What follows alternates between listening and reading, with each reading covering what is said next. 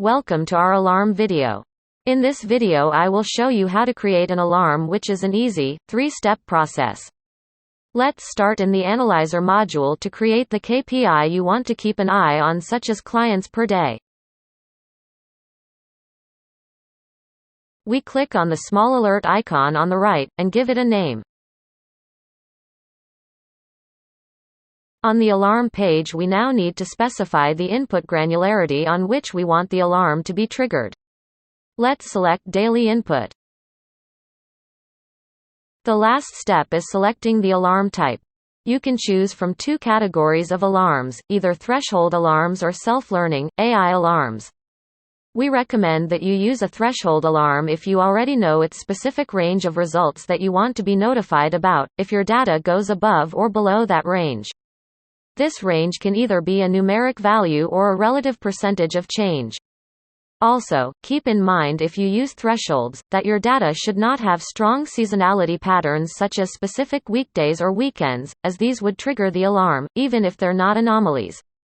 If you do have strong seasonality or heavily fluctuating data, we recommend that you use one of our self-learning algorithms, which learn from your historical data to extract patterns and seasonalities, so as to be able to better recognize true anomalies in your data.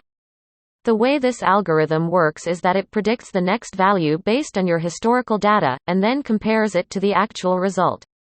Let's make an example. For now, I will choose an absolute threshold alarm between 4 and 8. Once the alarm has been generated, we get the first results based on historical data, which you can see on the calendar of the last month below. The dots are the days that an alarm was triggered, and the blue lines represent the field of tolerance, which, in this case, is between 4 and 8. Clicking on the alarm's information bubble will give you more information and insights into the seasonality and predictability of this result. You can set up the tool to send you email alerts when alarms are triggered going forward, or you can also always review them on this screen. The last way to view alarms is on a dashboard, but this only occurs if the data of the alarm has been added to a dashboard. So, let's do that now.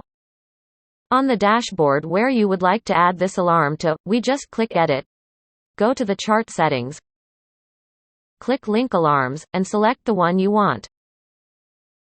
Once our alarms are included on a dashboard, you can see at a glance if something important is happening, which can make your dashboards much more useful.